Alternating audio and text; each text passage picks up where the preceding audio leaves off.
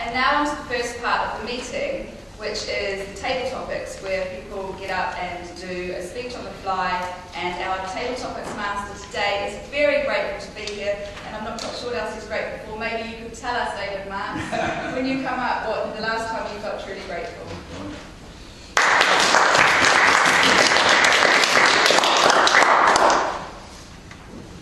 Toastmaster, I'd like to say I feel totally grateful for that introduction. Sounds like I didn't read an email somewhere. Hello Toastmasters and most welcome guests. In 1845, the English poet Robert Browning wrote, "Oh, to be in England, now that April's there." And that's my theme today. That poem, Home Thoughts from Abroad, I think is a real anthem of nostalgia for England. Robert Browning was stuck in Italy, in a horrible Italy at the time. Lucky chap. So I'd like our speakers to address some aspect of England. You don't have to be positive, actually. It might be something you don't like about England. You don't have to be home having thoughts about abroad, or abroad having thoughts about home. I'm getting confused now. But the first topic is the weather. The weather. And the person to talk about the weather, Claire B.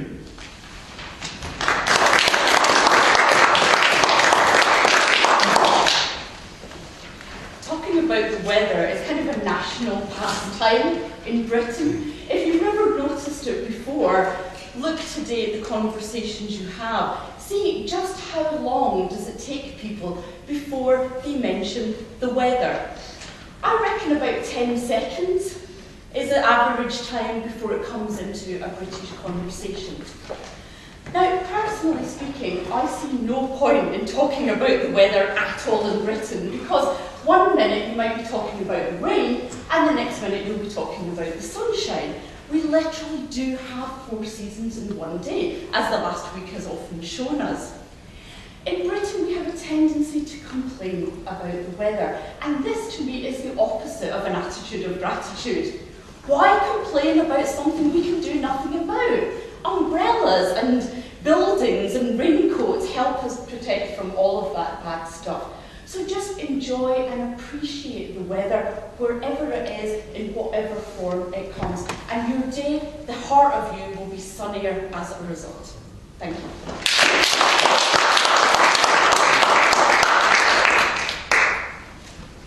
That was a delectable story. We're talking about England today, not Britain, all right? And the next topic is pets. Something about the English and their pets. And to talk about pets, Richard Stacey.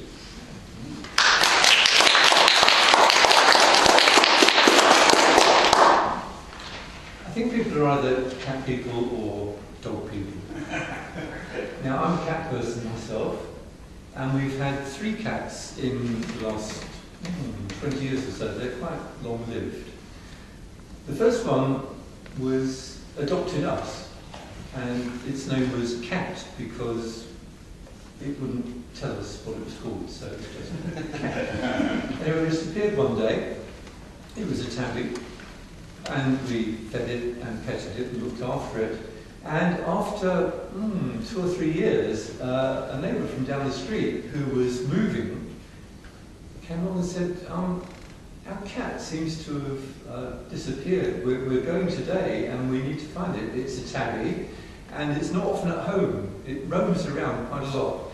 And we thought, shall we pretend? But no, we gave it up. The next cat was called Sooty, a black cat.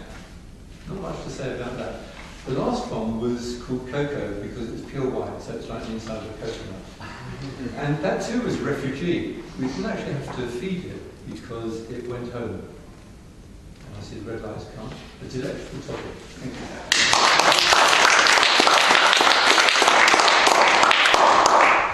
you. Another national pastime, I think, and one which is handled, I think, with fantastic aplomb, is complaining.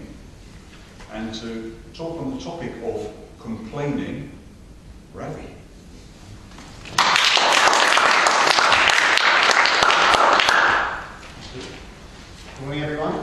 Complaining.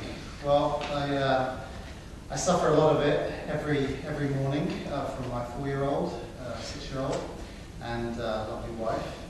I'm always wondering what it is they're complaining about, and a certain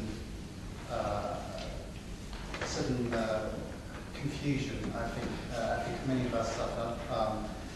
I'm always trying to understand what it is I need to do, and that takes up a good start of my day.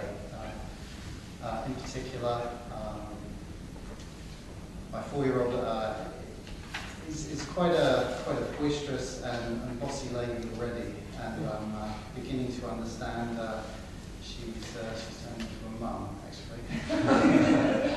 But anyway, that's the element of my complaining, and I'm complaining myself as well. Thank you.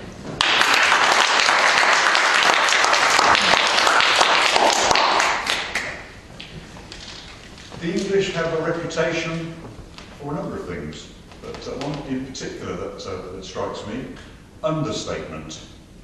Understatement. And to talk on the subject of understatement, Nina.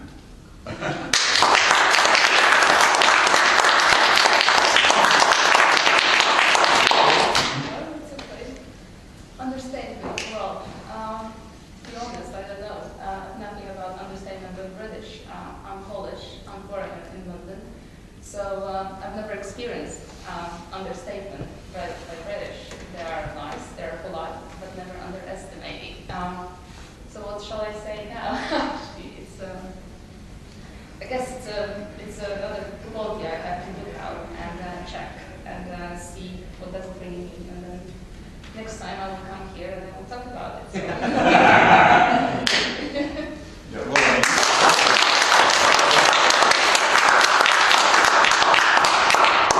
I'll give you an example. That wasn't bad.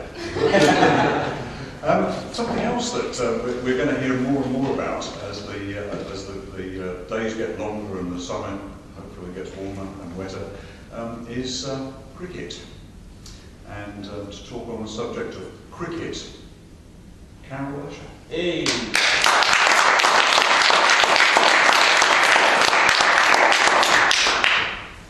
So cricket, one of the only sports I have no idea about.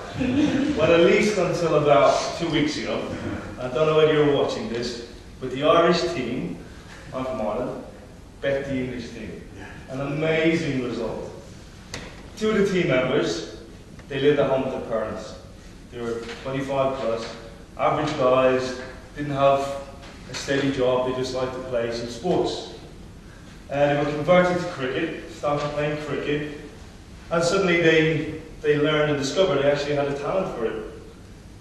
The team was really drawn together by a number of different random players. Some players played hurling, some players played hockey.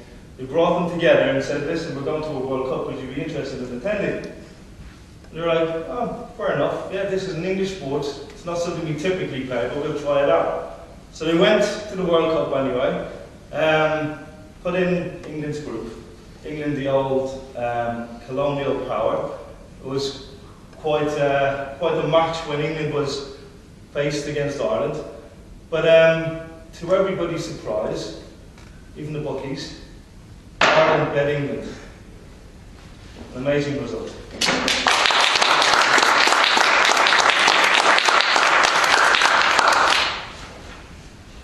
Something else that England is noted for, and the English are noted for, is some politeness.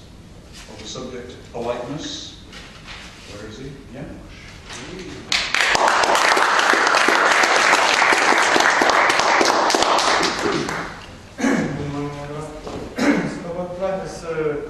I'm foreigner too, so I started work in the Northwest England when I came here.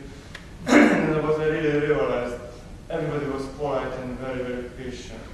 So usually they didn't really understand what I say, and they didn't really understand what I say, but still they were very, very patient about it. So sometimes they repeat 2 or 3 or 4 times what I was asking, especially in the store or something. And I remember there was a story. There was a small village. I wanted to came in London on a Sunday morning, and they said that I have no chance to leave the village before 12 o'clock because there is no train, no public transport, and get upset because I need to go there. And I was still really polite and really patient about explaining you cannot go anywhere before 12 o'clock. So I think that's a very, very good example of how polite the English people are.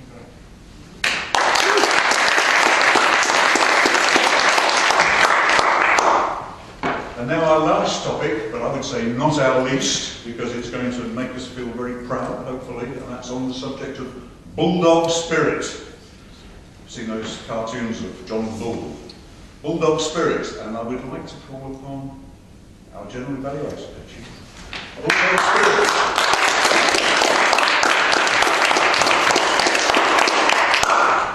Good morning, Toastmasters and most welcome guests. Bulldog Spirit. I'm not quite sure how that came about. I mean, if you look at a bulldog, it's a tiny little dog. It's not exactly a pit bull where it just bites and never lets go. But the dogged determination of the British is something to be admired about. However, I believe that nowadays, it's not so much that we're bulldog, we just lackadaisical about things. Like, oh, tube's late again. What am I doing? We complain about it, but we don't do anything. And it's disheartening. So we need to be more bulldog about it. We need to, like the dog itself, chew on it, never let go.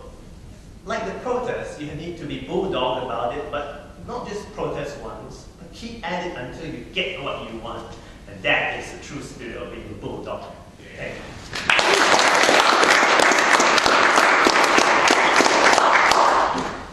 Well, I have to say, today I'm English and I feel very proud. Thank you very much indeed to everybody.